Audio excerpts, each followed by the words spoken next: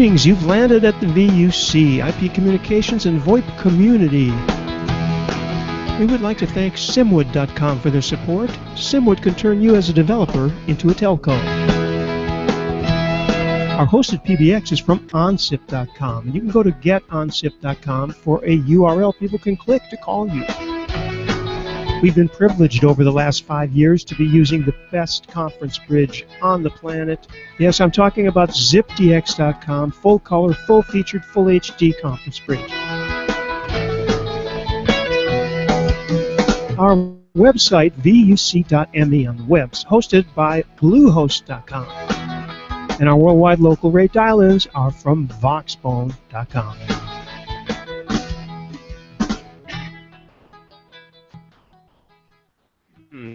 Okay, you Michael and Lily Parts are behind. Be close. Little jump there.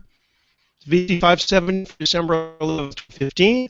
We're going to be talking to Bob Cohen of very old friends. Okay, Allison called. It's not old. It's just that we've been friends for a number of decades. And a few. But before we do that, I just want to one word, and that's the wrong one. What happened? Here we go. Yeah, well, we'll go back to that. We are going to be talking later on about Cat Hack in Paris, which is tomorrow, and I'm all excited and all to go. But before we do that, just want to mention to you that it's a nice gesture. We are, yet again, 2015 members and have donated to the EFF. Recommend you go to EFF.org and a little something EFF. They do a lot of interesting stuff, and most of it is anything that I know that they've done is positive. And it's a worthwhile thing. Maybe take a look at EFF.org, read what they do before you check electronically. Anyway, we have a bunch of great people with us. James's mom, I don't hear him, so I assume he knows he's muted because he's just already in the room, right? Yeah. All right. Were you saying something? Yeah. I scolded everybody about muting, and now they're shy. Let me bring in a friend, Bob Cohen. Bob, how nice of you to drop by. Thank you, Randy. I really appreciate it to be here again and present our new V-Station model line to you and to your audience. So we're going, yeah, and we are going to let you through as far as you got a couple of slides, and Michael and everybody else will drill you with questions and technical issues to find out what's going on. Michael says he's hearing packet loss from me. I hope somebody else will say whether he's the only one or not. Let's start. Yes? I am hearing the same problem. All right. Okay, so Bob, take it away in that case. Okay. Well, thank you, Randy. Again, I appreciate the opportunity to be here and do this. Today, what we're going to be doing is giving a quick overview of V-Station HD. It's a multi-channel video production recorder. And we're going to talk a little bit about why and when you may want to use it. Then I'll actually go on to a real live demonstration with the V-Station to show you. We'll do some recording and show you some of the features. And then I'll talk a little bit about the benefits and applications that this might be used for. Actually, right now, we're running the Hangouts on a V-Station, so everything that you see right now on the screen, including the slide, is actually running the Hangouts and the V-Station. So, for example, you can see what I'm looking at here. There's my screen of the V-Station, and I will be, zooming in or actually using that screen when we do the actual demonstration, so you'll have an actual view of that. So I'm going to switch back, and all the switching I'm doing right now is again done by the V-Station. So I guess excuse me, we'll get started here. I guess the first thing, let me see if my slideshow is working. Okay. So typically V-Station or multi-channel recording is used for multicam video production. And most typically people will use multiple cameras and camcorders to do this, rather than a single multi-channel recorder. And so when you're doing this with individual cameras, it becomes more costly. You require more equipment, a larger crew. It becomes a little bit more complex because you have to manage all the recorded files after the shoot. And then time is important, because when you want to take the production, the shoot, and move it over to your nonlinear editing system, organizing it becomes very time consuming.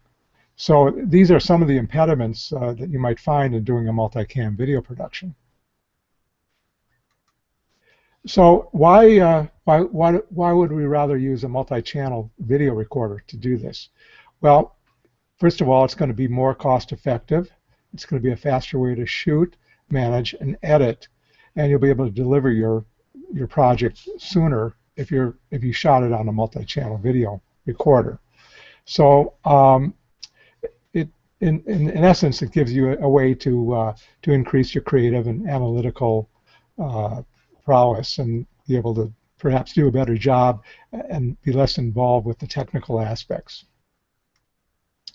So what is a multi-channel video recorder?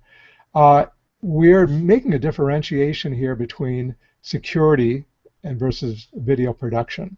And everybody's familiar with security recorders, and they will record multiple channels, but their intent is really almost the antithesis of what video production is, and that is you want in a security recorder to make sure that the recordings are not tampered with and not editable. In contrast, that's exactly what you do with a production video, is you want to be able to play with it. So in a multi-channel video recorder, you're going to be recording video and audio on a single system, rather than using multiple cameras, multiple DVRs. And the system should be able to perform simultaneous or synchronized recordings, or you could do individual, start each recording separately and not necessarily be related to one another. And the third point is that you want to make sure that the files that the system creates are going to be compatible with your editing system or whatever output system you want to use, primarily for post-production. So those are some of the grandiose goals of what a multi-channel recorder should do at a minimum. So when would you use this? Well, obviously when you have multiple cameras in a multi-angle shoot, that would be handy to have. If you're using independent cameras perhaps in different areas, but you want to be able to control everything through either locally or from a remote location, that would be very useful. And to be able to have all camera monitors on a single monitor screen, so you don't have to go from camera to camera to see what the angles look like. And centralized storage for all your video that you're recording is nice too, so you don't have to gather each of the video clips and sort them out. And typically you can set up ISO cameras in a situation like this, so you might need maybe one camera operator that can position the cameras and then control the system through the V-station or through your multi-channel recorder. So the real crux here is what is a V-station? Well, the V-station actually is more than just a multi-channel DVR. It does all the things that we had talked about, but we added some other capabilities. The new V-stations will do live switching, so if you are doing a live event and you want to stream this, it's possible to do that with the V-station using a third-party streaming box.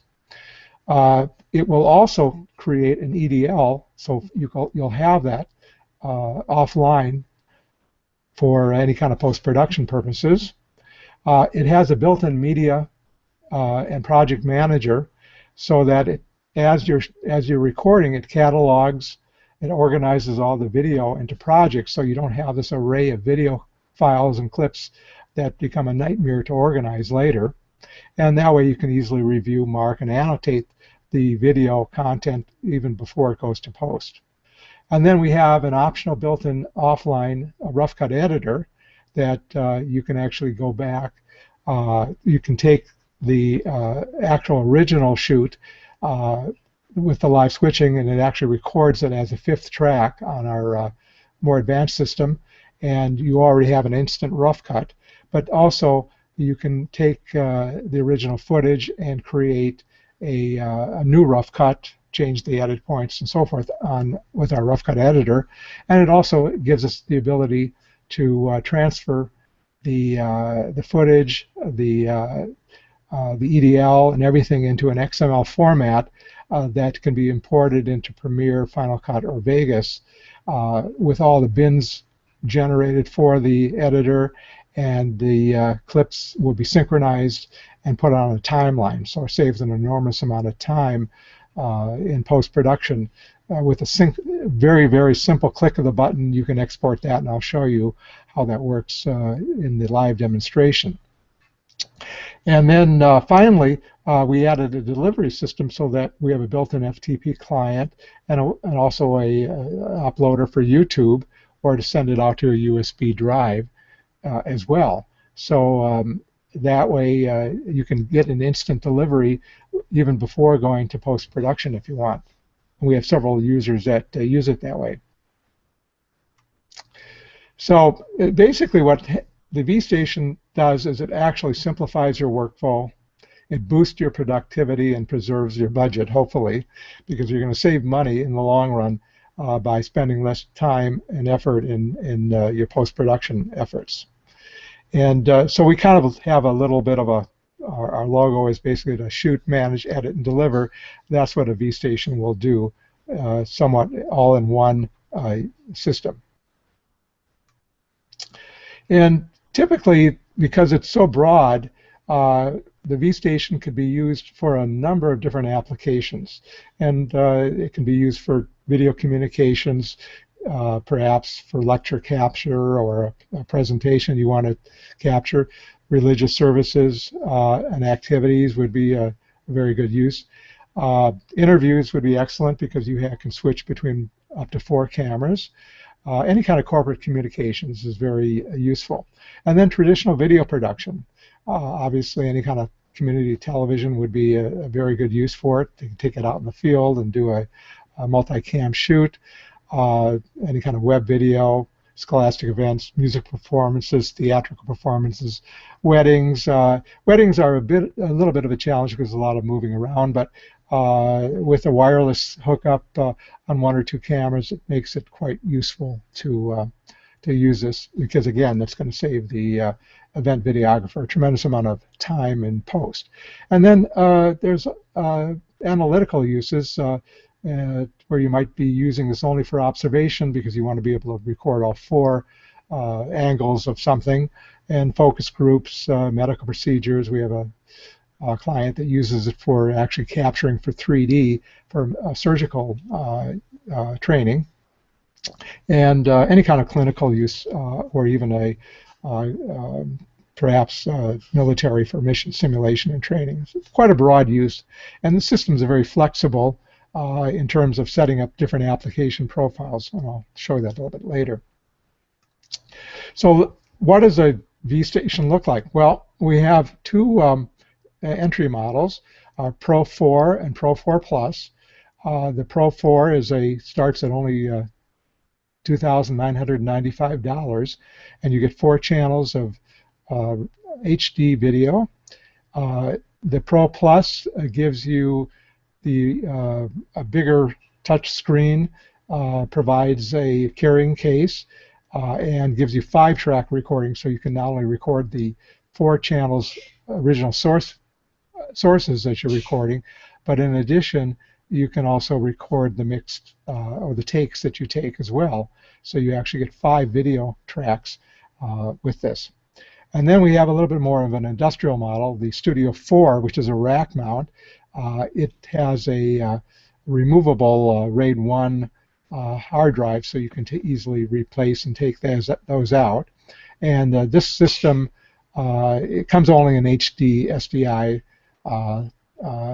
inputs, and whereas the Pro and Pro 4, you can order them either with HDMI or 3G HD SDI.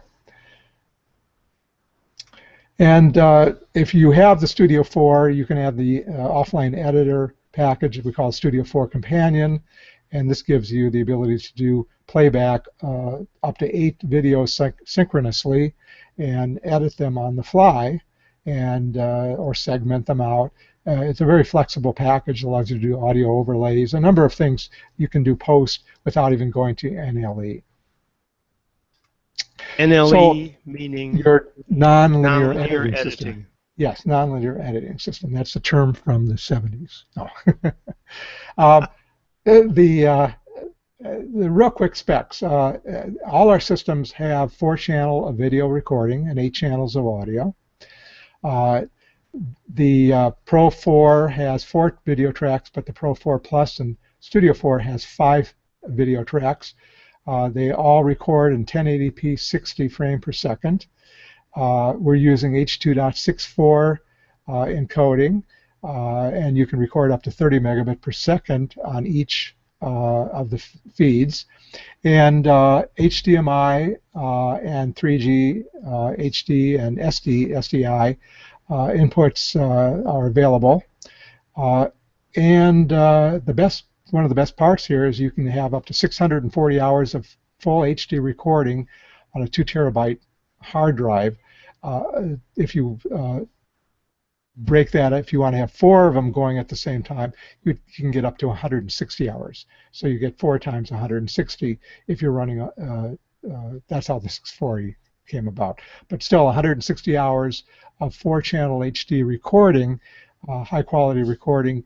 You don't have to worry about running out of space for most of the projects that you're doing. Bob? Yes. If I may pause for a second, first of all, for anybody else's questions, but I have a couple of comments and questions because I restored my bandwidth, so I think people can hear me now. Yes.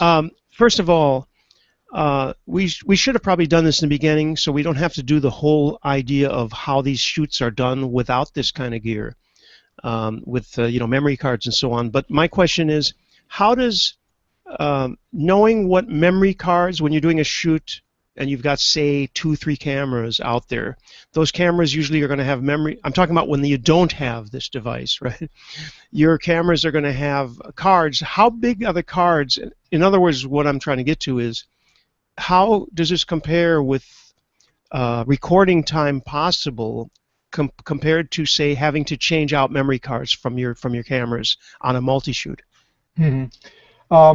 Well, today with the large capacity cards, you do get, depending on the formats you're recording in, it can vary between maybe an hour if you're recording in RAW versus recording in a compressed format like H.2.64, where you might be able to get maybe 4 hours on an individual card, maybe 8 hours. It's possible, but you do have to keep track of it and make sure that each of your cards has not filled up from the last time, which typically does happen. You go out in the shoot and you forgot that you only had a few maybe 20 minutes left on the card, and then you run out of storage. So here it keeps track. You can see immediately how much storage you have left, and you rarely have to worry about any kind of storage problems with 160 hours with all 4 cameras. So if we have people like Alan Quayle and James is here from the TAD Hack, people who have done Astrocon and TAD Hacks know that you've got 3 rooms, right? I don't know, maybe more, but however many hours that is in a day, that would be for each camera. So let's say we're doing, I don't know, you know what I'm trying to go to, James? Can we do an estimate? I think that this device would actually do the same as all the cameras that they use with all the cartridges. Yeah, but you're still faced with the problem of actually getting all the media back to one device, aren't you? And if you're in multiple rooms, that's going to be tricky. Eventually, you Yeah. do have to get well, eventually you have to also dump everything to some safe place. But there's a synergy here as well, in that particularly on the models that have that fifth channel of record capability, you can do what folks in the trade call a line cut, which means that you're recording the individual camera streams of the 4 isolated signals, but you're also switching on the fly that gives you the foundation of the finished product, so that in editing later on, you only have to go back and replace overlays. Yeah, and that's exactly what we did for TAD Summit this year.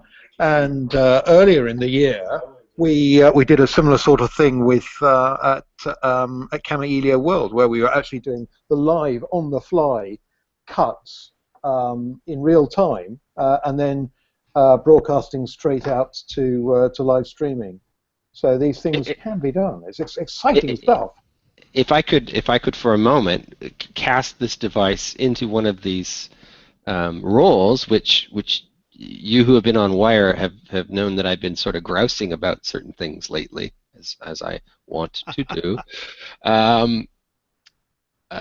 I can imagine, 2 cameras capturing the stage, a wide shot of the stage, and a close-up of the podium.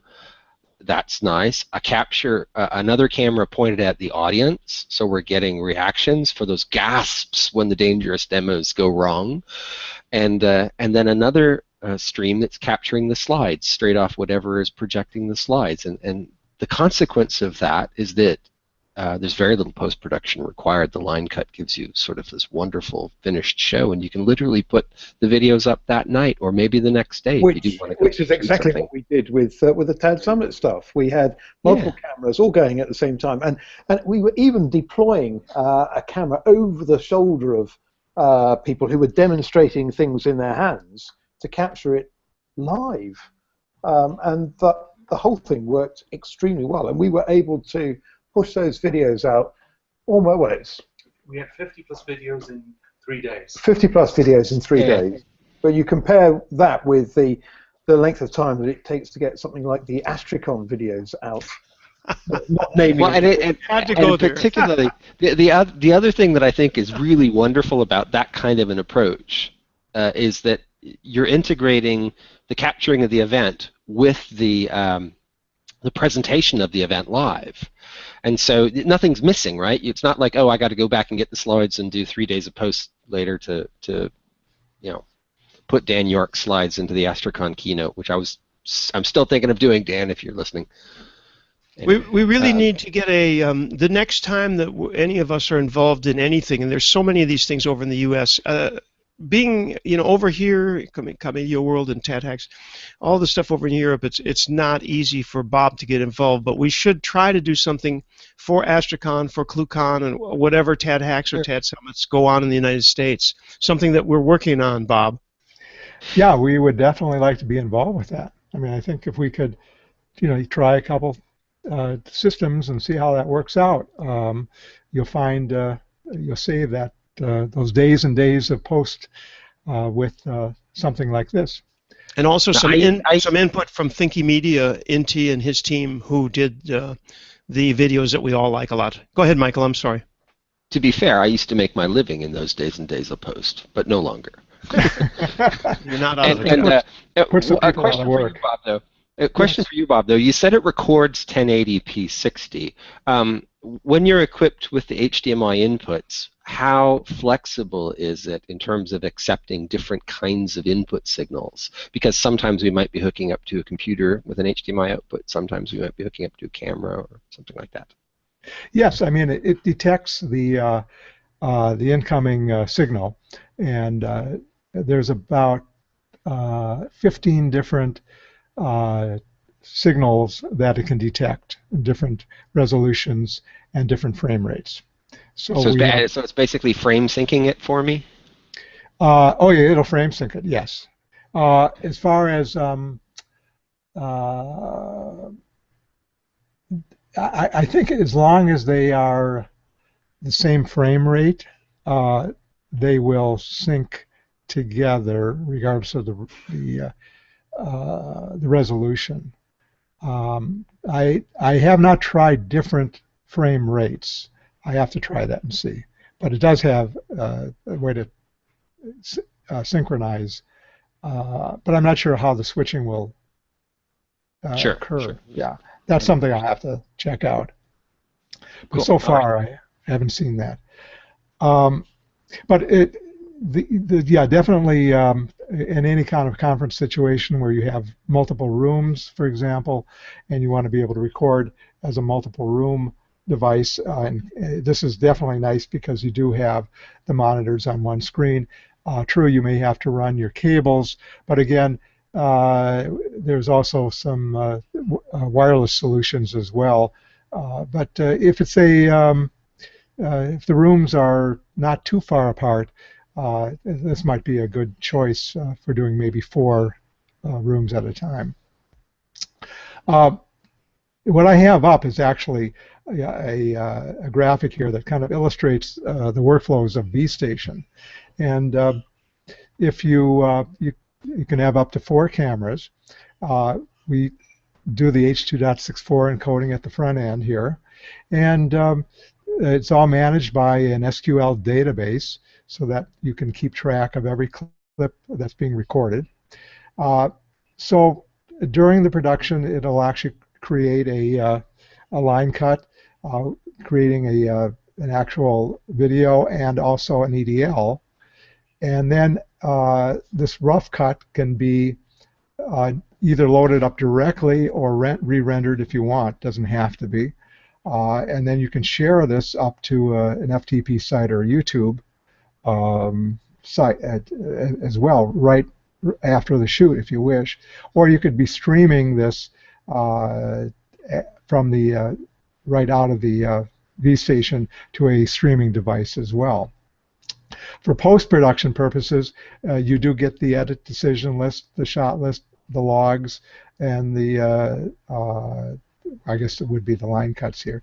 And then we have an XML generator, so when you export it over to your NLE, you'll end up with the bins and the sequences already created for you. And I think I have a graphic of that to show you how that looks. Let me see if I can bring that up here. Yeah, there we go. So when you do this single button export, this is a Premiere, it'll automatically create your bins here, and with all the clips loaded, and all the scenes that you have made will be marked. And then if you've done your line cuts, it'll also create all the synchronized, it'll put them on the timeline with all the cuts. And of course, since you have your original audio and video, you can just simply use your tools here to change the cut points or add effects and so forth. So this, basically with 2 clicks, 1 click to export it and 1 click to import it into your NLE, your editor starts with the bins and the times and sequences already made for them. So that's a huge, huge time saver, and you're ready to get it out. If you want to go to post, for many applications, maybe you only want to add a title and a fade in or fade out. You could bring just the line cut in and just add it to that, and boom, you're out. Or if you don't even want, you could actually import a title into vStation and then put it through our offline editor, put it in there, and then export that directly to your FTP site or YouTube if you wish. But that's all the XML. And then we have an archiving capability with 1 button. You can archive the entire project. You don't have to worry about how the clips and the metadata, everything like that is all archived for you, and you can archive it to a USB drive, or you can archive it to an FTP site on the internet. So we provided this kind of workflow in a vStation. So it's more than just the multi-channel recording. We provided a lot of the post-production or pre-post-production capabilities and delivery capabilities built into vStation. So I think now that you have a bit of an overview, what I'm going to do here, I'm going to switch over and to give you an actual live demonstration of what we're on how we do Oh, this. goody. We like live demos. Uh-huh. So the trick here now, let's see. So if I, let's see. So I'm going to flip over, change the Hangout. Let's see, where's my cursor? Let's see, I have to find my cursor. I've got 3 screens I'm working with now with the vStation. I've got a touch screen.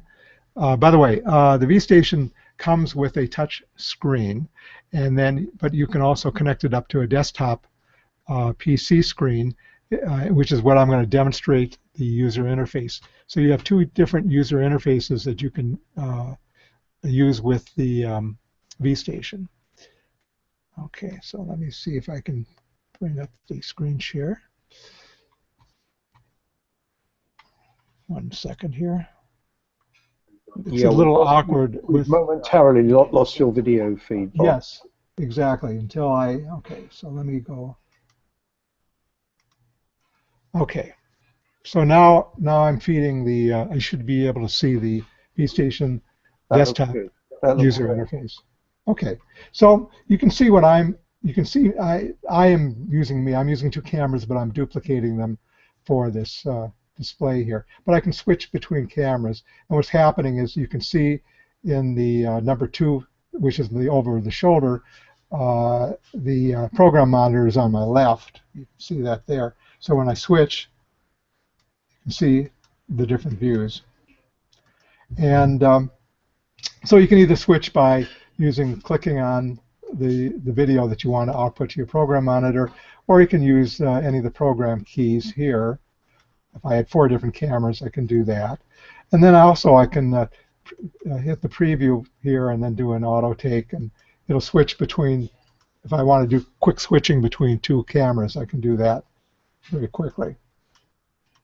So as I mentioned before, the vStation has a built-in media manager and through an SQL database. So before you even begin your shoot, you want to set up a project.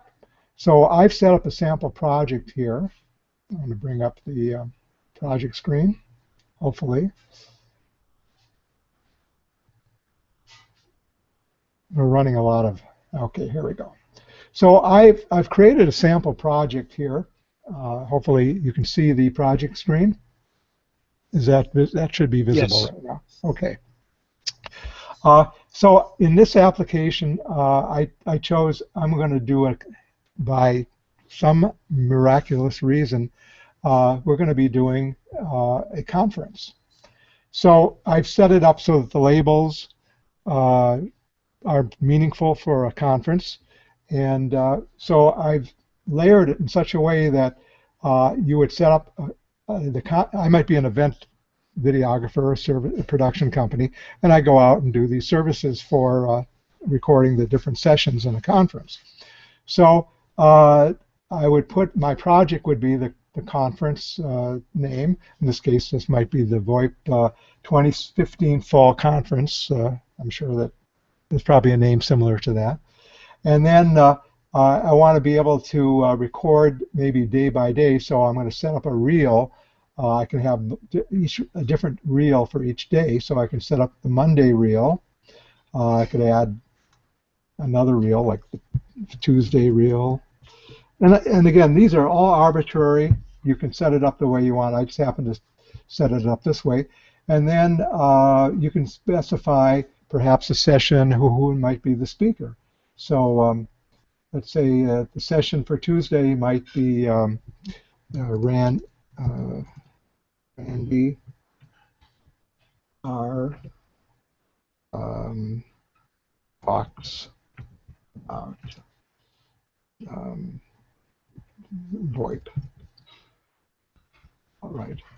Doesn't correct your spelling. Okay.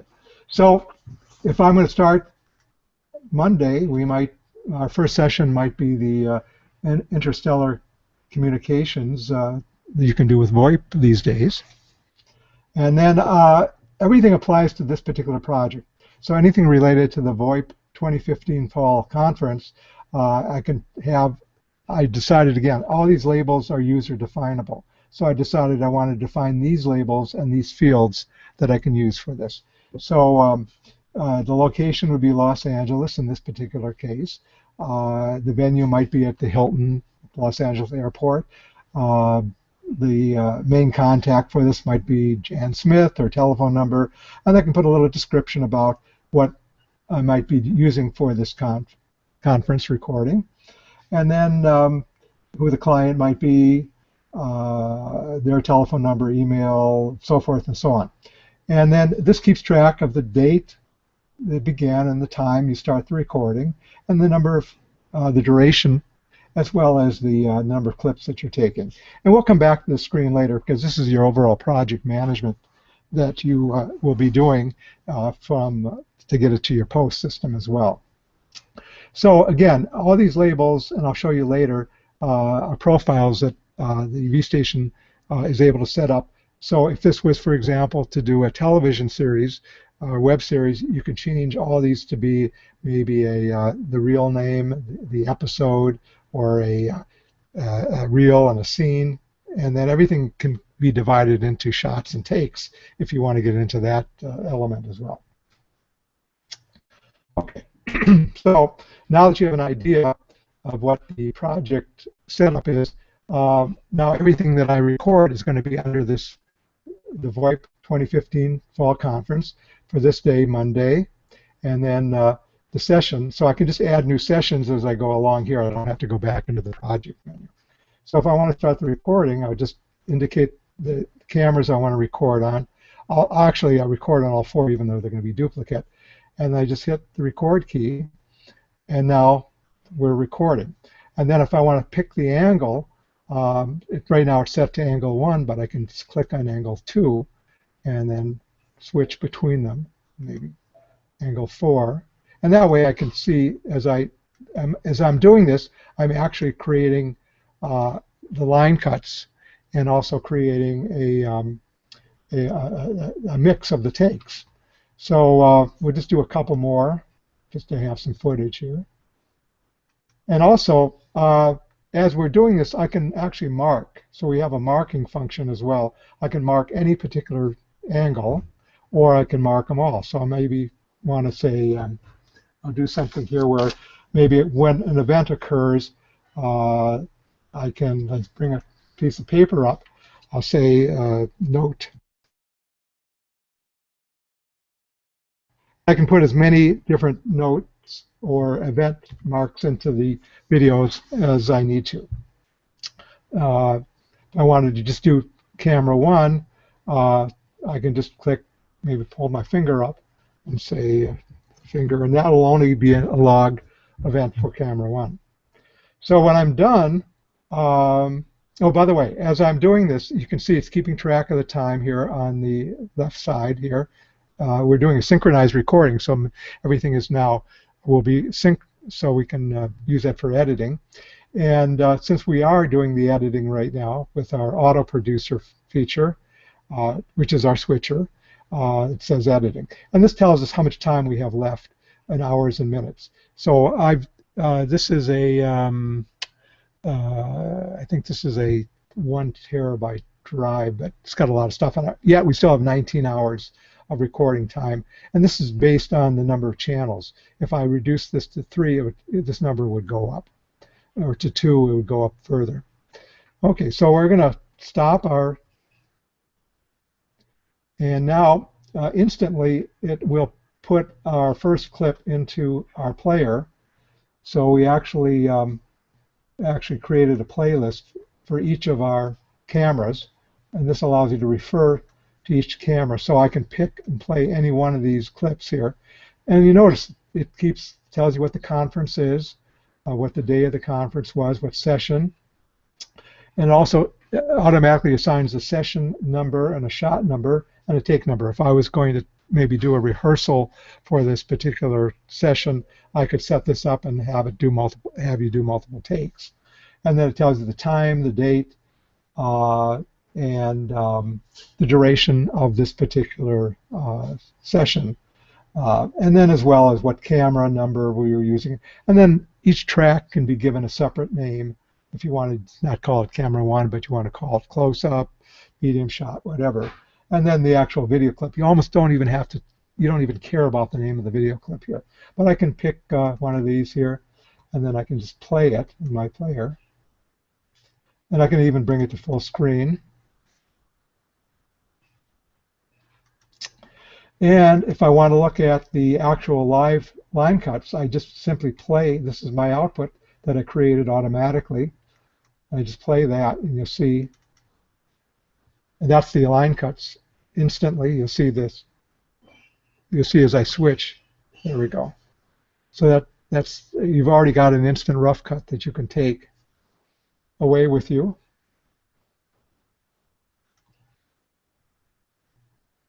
So if I like that, and if I'm satisfied with that, I can take that line cut and I can actually send it up to YouTube, or we're going to be adding other websites, Vimeo and Google+, or I can share it to different FTP sites as well. Or I could just send that out to a USB drive. So I can now basically take what we just did here. When I return or have an internet connection, I could just simply take that that mix and just bring it up to any of these locations here. And in fact, I can be uploading this to YouTube and then start recording another session. So this is one of the nice features of vStation, is that you have this multitasking capability that as I get done with one session, I could be uploading it and then start recording another session. Bob, there's a question from Twitter, and I'm putting up, by the way, you use the hashtag VUC571 to ask us questions if you're watching and you're on Twitter. Inti, who's involved, somebody who we all know who's involved in the production, is asking this question. He asks, the multi-frame sync between different camera models, or for example, 3 cameras and a projector input, can it be mixed live, or do you have to set everything to the same frame rate? I believe you have to set everything to the same frame rate. This is something I have to verify, but right now, to be safe, you do have to set it to the same frame rate.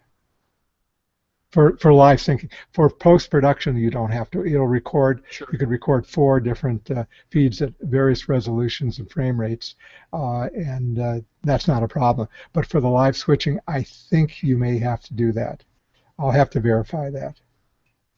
Okay, thank you. Okay. So in our player here, you're actually seeing the, again, it tells you what the camera view that you're looking at, what the session number was, the shot number, and then if we did multiple takes. And it keeps track. This is a real-time clock, so it tells you exactly what time we started the session of this particular clip. You can see it's, or I can switch it by double-clicking to the frames or to a time code.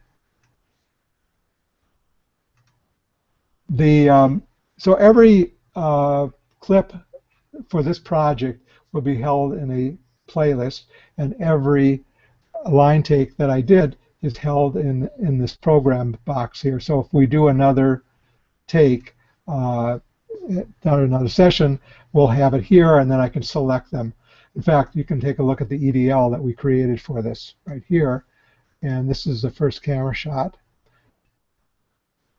second camera shot, and so forth.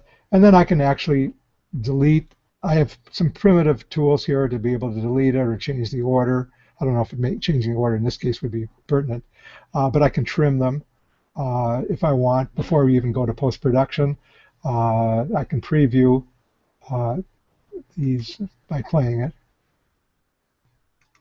So this is our EDL, which will then eventually get translated into a XML file for the nonlinear editing system. Okay, so this is a little bit of an introduction to the recording aspect. Again, we have a log here, so if we look at when I made that note, I can just click on it and it goes right to it. And I think the one that I had, the multiple, where I made a second note, there we go. this is the other note where I did the finger. I guess I didn't catch it on time.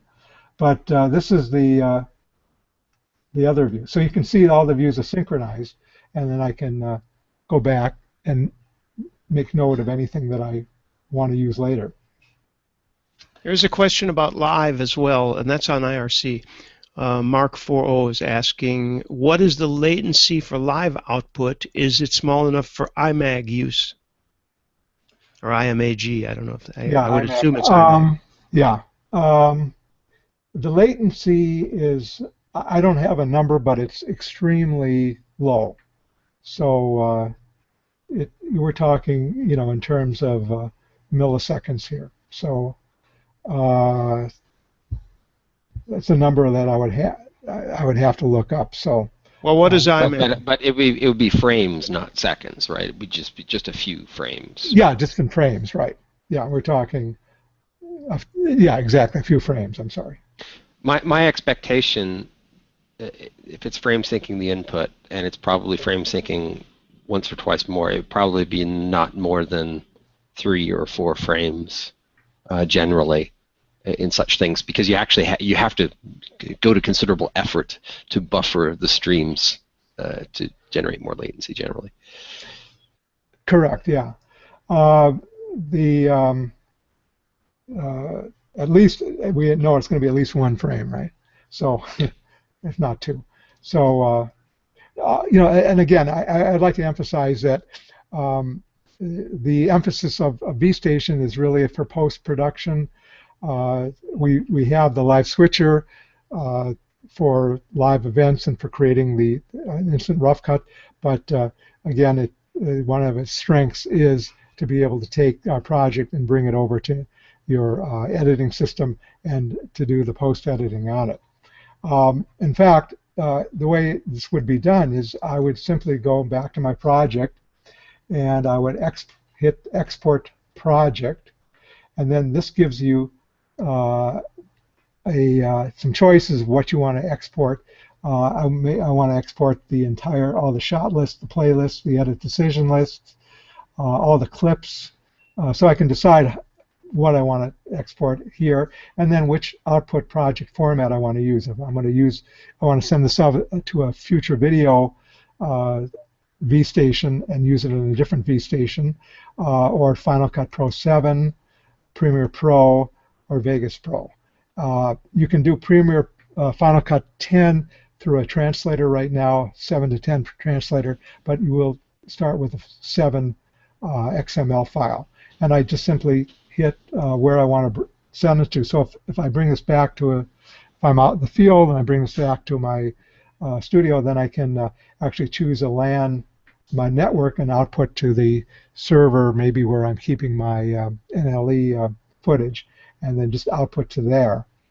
And I just simply, for example, just as an example here, if I just want to output to a USB drive, the project, and then bring that USB drive over to post-production and still keep the system here, I can pick a folder here. It's any folder. I'll say just export. I want to export to, export Final Cut, and I'll pick Final Cut, and I'll just simply say export. And now this is going to take everything I did here, all the footage, all the scenes, all the clips, all the metadata, and throw that into the folder on that USB drive. And you can see the progress here. And it's very, very quick if you're using a USB 3 drive. So as soon as this finishes, okay, so we've finished. This was the project we just, it was relatively short, but it takes, maybe if you're doing an hour of shooting, typically you can, I find you can export that within about 10 to 15 minutes, all the clips and everything. So now, I don't have Premiere, machine running Premiere, but what I can show you though is what the look of this is. I had this before here. So, and this is not this particular project, but again, I would go to my Premiere import XML and then actually choose the folder where the XML file that I use to output to, and then it will actually ask me where the clips are. I just have to indicate where one of the clips is, and it'll find the rest of them, and then actually create the reels and the clips and the folders for me.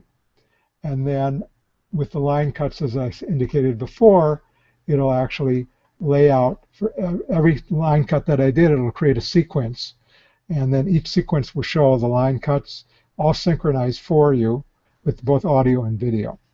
And that, of course, makes the editor's job much, much, much easier when they get it this way, rather than getting a bunch of storage cards and with labels on it and saying, you figure out what was the what video clip came from what session, what day, and so forth and so on. So this is a big boon for that editor, especially if you're doing it yourself and you have to go back and you have to deal with it. This will greatly simplify it. So that's the main recording. Our offline editor, which is a actual. Oh, by the way, I'll just say one more thing. With the playback, not only I can play back on my monitor screen, I can play out to our program monitor anything that I recorded. So if I hit the play out button here, it'll actually send the whatever I have on the screen here out to my playout monitor. And as you saw before, I can also put a window over that, like a PowerPoint presentation or a graphic or something over the playout. I can we have a B-roll capability where I can put a B-roll in, and we have a separate B-roll player as well, so I can take video or graphics that I may want to use for the live shoot and play them out to the studio or through a projector for the conference. So you don't have to have a separate machine here. So if I bring out my B-roll player, I can add clips from maybe a previous conference, or I can add graphics. So for example, if I wanted to, let me see here.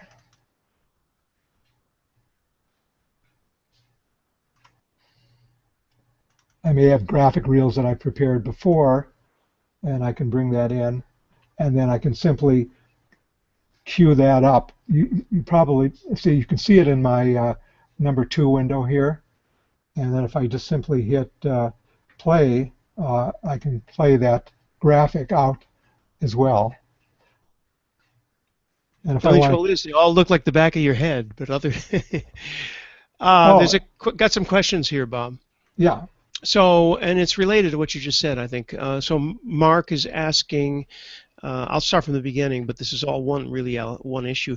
In the diagram, it shows that H.264 encoding occurs on input, which usually adds some latency. Now, that latency might be pretty low, but oh, thanks for saying what IMAG meant, by the way, Mark. Showing live video. Anyway, it's pertinent in that he said if you're showing the live video feed in the same room and there's any latency, it's distracting. Now, has that been done? I don't think this system is really done for that, but if you were showing on a projector the live feed at the same time as you're doing your recording project, is that going to work? I think that was the basis of his question. Yeah, I think the latency is almost imperceptible in a situation like that. I think maybe if you were sending the audio out at the same time, you would have that. But I can't. We have a customer that uses this for training, and although they're using it for recording and then playing back later. So I guess that maybe isn't a good example now that I think about it. But I just can't imagine the latency of 1 frame or 2 frames in a situation like that would be too distracting. I'd have to know a little bit more, perhaps, about the viewer's concern here. Well, for sure, if it's less than if it's just a couple of frames, it's not gonna be disturbing. I think he's Yeah. talking about a couple of milliseconds, which might or might not, depending on. It also Well, depends on what you're looking at. Each frame at 60 frames per second is 16 milliseconds. So. Oh, so one frame. That's right. Yeah. And Michael put Yeah. that up there.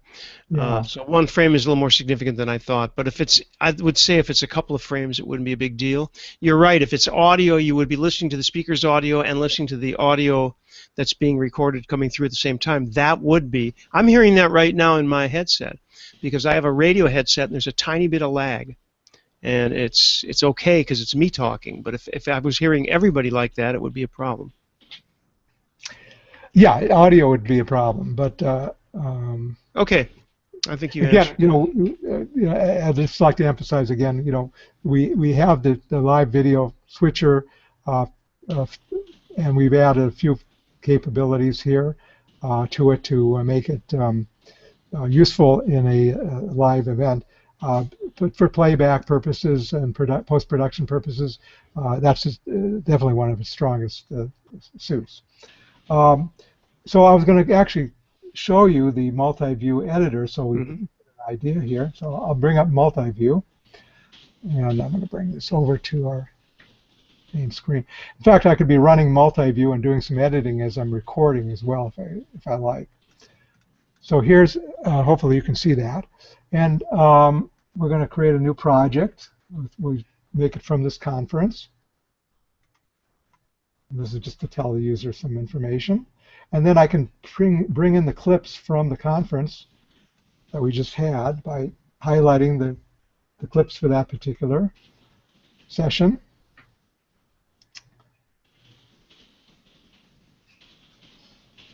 And I can, again, synchronize just by hitting sync. And you'll see when they go green, they'll all be in sync, hopefully. There we go. So the blue one is the current program. And so I can basically play back the conference and see all the views for the session in one screen here. In fact, I can bring in clips from another session if I want, and then I can actually do some line cuts here post without going to the NLE. So for example, we have our auto producer, which allows us to do that. So auto producer allows us to create a new reel. I can call this the intergalactic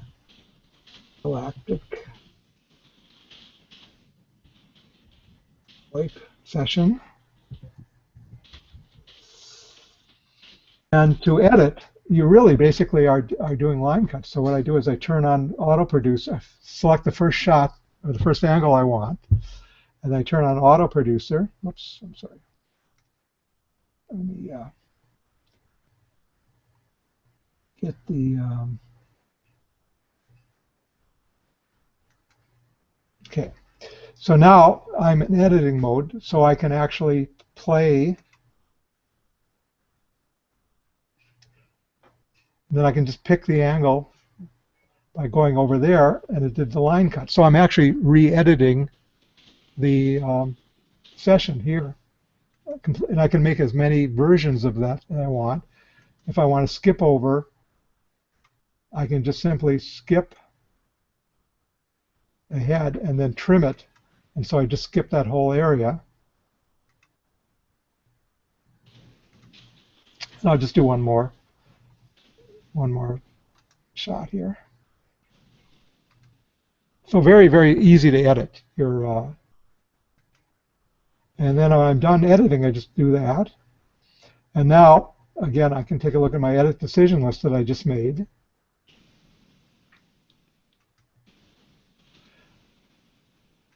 So in this case, we actually have to create a, we don't have to render it, but what I can do is I can do a rough cut without having to re-render. And I'll just simply hit the, and it's going to ask me the name of the rough cut, and I can just make a real quick rough cut of what we just did, and play it. Oops. Well, I guess maybe I needed to re-encode this one. Anyway, this is how you would normally do post-editing with our multi-view. And again, like before, I can actually just take that and upload that to YouTube or FTP site as well. So I'll show you. You can use various rendering options here. I can actually tell what format, resolution, what frame rate I want, what encoder I want to use. So let's say if I wanted to just use again H.2.64 or MJPEG or even MPEG-2. These are some of the encoders that we supply here. And let me see what happens here. And then I can pick the quality, but if I want to do more advanced control over the encoding, I can go use the advanced method.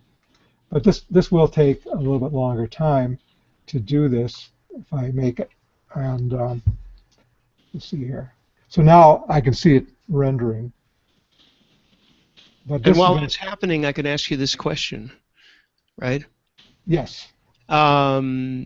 So Inti is asking, and I think there's a misunderstanding here. He said, with one vStation license, how many stations can I run simultaneously? He's thinking of this is software running on a laptop in each room.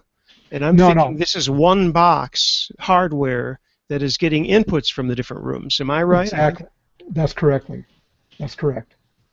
Okay, so, okay. Yeah, that's correct. We're actually doing we're selling this as a turnkey solution. Mm-hmm. So you get the hardware and the software, the vStation software, and that greatly simplifies the process for the. But the software is linked to the station. It's not. You can't put it on other stuff, right? Correct. Yeah.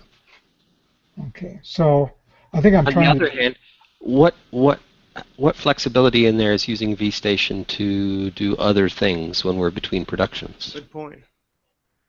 It can do Hangouts apparently. Yeah, since we're running Windows 7 Pro as our basic operating system here, so there are many applications you could put on it, as long as they don't conflict. And I think we have a confliction here. This is right. So we have to restart this here. Okay. Oh, interesting. That was application level only, though. That's good. Yeah. If you're going to have a problem, that's the kind of problem to have. Right. We're still on, though, right? Okay. Yeah, yeah. And we're still seeing, it's not like your display driver has collapsed or anything, more onerous. So. Yeah. But because it is a Windows 7 box, all the usual kind of admin and backup strategies and update strategies all apply. Yes, they do. Okay. So I was actually pretty close to the end of the presentation anyway, conveniently.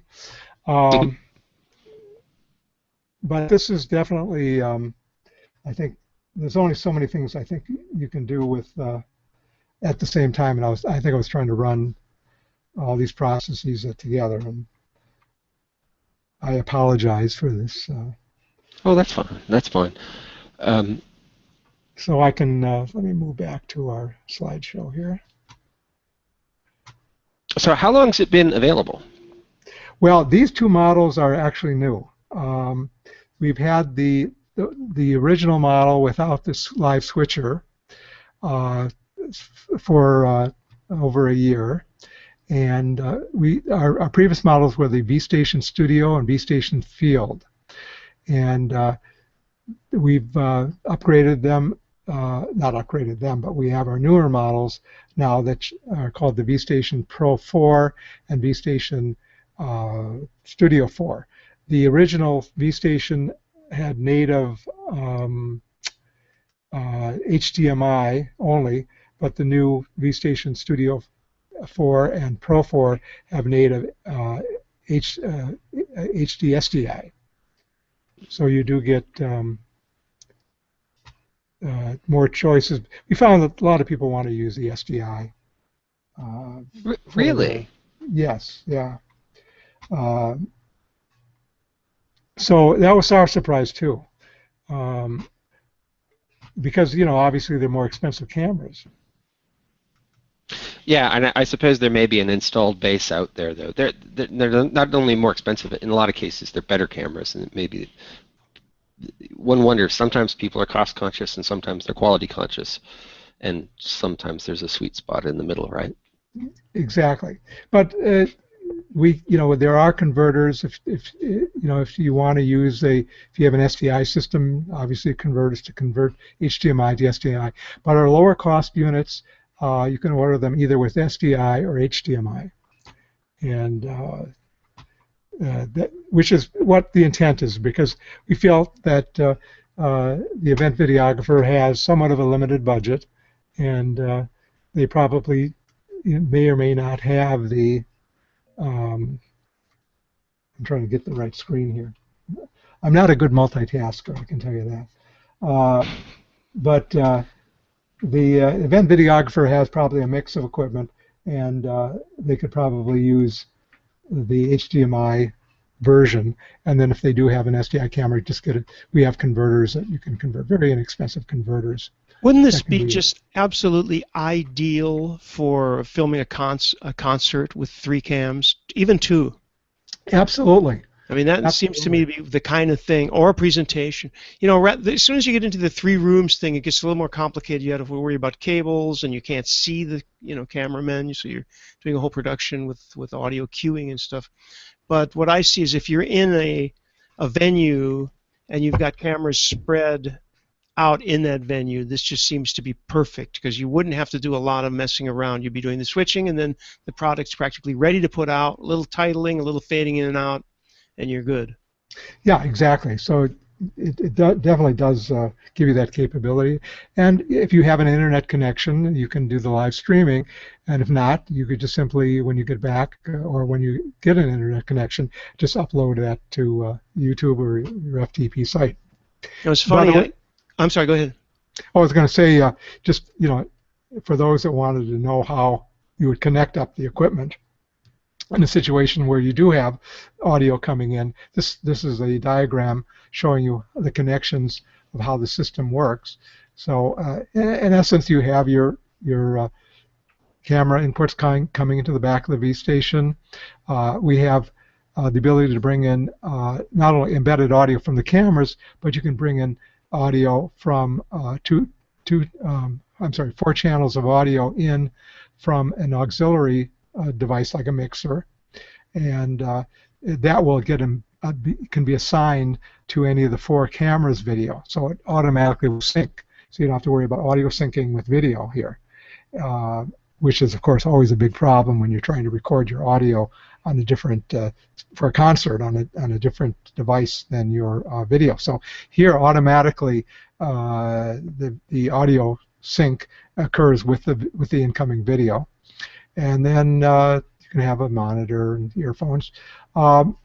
The keyboard is wireless, and then you can operate it with the a touch screen that comes with the unit, and then optionally you can put on your program, a program monitor, and then also you can even put on a third monitor if you want to use that for your desktop UI.